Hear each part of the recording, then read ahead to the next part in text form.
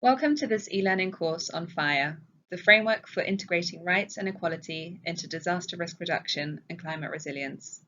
This is the module on social norms and context.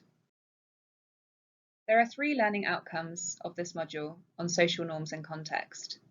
Having completed the module, participants will be able to identify the meaning of social norms and context, understand how social norms and context relates to disaster risk reduction and climate change adaptation, and recognize the connection with the other dimensions of FIRE. Social norms are shared standards of behavior and practices that are believed to be acceptable and appropriate for members of a given group or society to which they are expected to conform. Social norms can affect nearly any aspect of our lives because they might dictate what we are supposed to feel, to think, and to act in certain situations.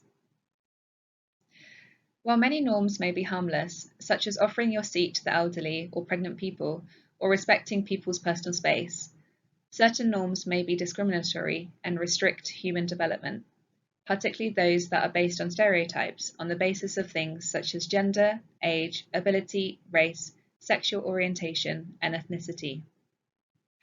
Social norms are also context-specific and are shaped by social, cultural, and environmental factors. For example, the lack of understanding about the context that shapes social norms can result in stereotypes against certain cultures, and as a result creates cultural hierarchies between different social groups, such as between mainstream and ethnic minorities or indigenous people. In the case of disasters and climate change, social norms and context impact how communities and individuals prepare for, experience, and recover from shocks. First, social norms and context may influence who is involved and heard in decision-making spaces. Norms can contribute towards social hierarchy, privilege, and exclusion within a community, which may impact the meaningful participation and representation of certain disadvantaged social groups in decision-making. For instance, discriminatory gender norms persist in many countries in the Asia-Pacific region, as well as globally, which tend to favour education for boys over girls, confine women to domestic and childcare duties, impact women's safety outside of the household, and dictate how women are expected to act and speak in public spaces, and therefore limit their career prospects and participation in key decision-making spaces.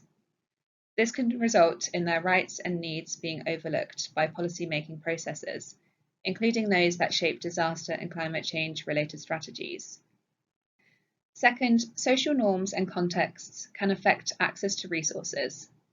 Norms around livelihood practices and the gendered division of labour constrain access of women and other marginalised groups to vital resources and assets, and therefore impact their adaptive capacities.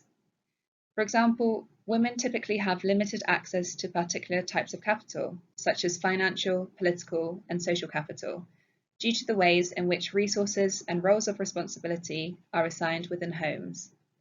This can make women more dependent on male household members in relation to their livelihoods, and less able to prepare for and respond to disasters themselves. This can be seen in some fishing communities in Laos, where male family members have migrated out of their communities for work, which has led to women losing access to fishing grounds, as fishing is not traditionally a women's role. Third, social norms and context can impact the safety of certain individuals by restricting movements, even to escape disasters.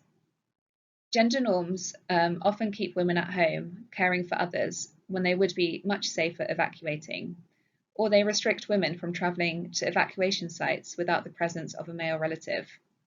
This was the case in Nepal during the 2015 earthquake, where more women than men were killed because of the traditional caring roles that kept women and girls inside the house rather than evacuating, and led to women delaying their escape to rescue their children, older family members, and valuables.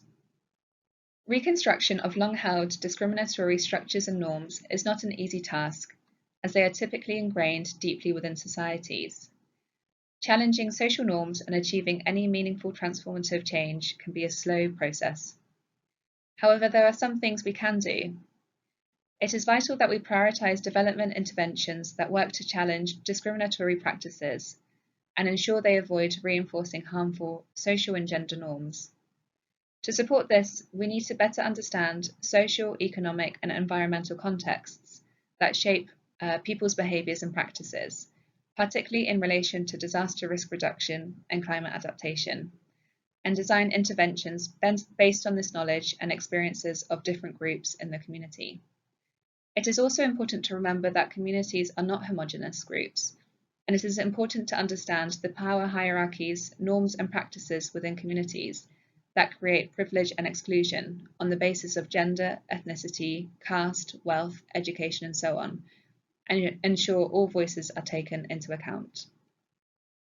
The social norms and context dimension of FIRE focuses on examining the production of inequality and vulnerability, privilege and marginalization within families, communities, and social groups by customary norms, practices, and social processes. Changing perceptions, attitudes, norms, and practices that produce inequalities.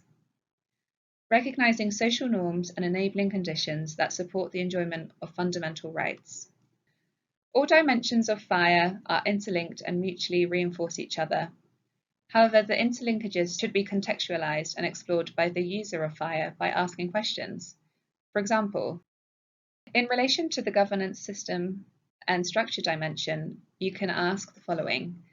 Do certain laws or legal mechanisms potentially discriminate against any social groups and individuals, impacting their enjoyment of rights? In relation to the participation and access to information dimension, you can ask, are there any social norms and practices that exclude certain groups or individuals from accessing information needed to make informed decisions in disaster situations? And then in relation to the non-discrimination dimension, you can ask, do any social norms limit people of certain ethnicities, religions, or caste groups in participating in certain livelihood activities?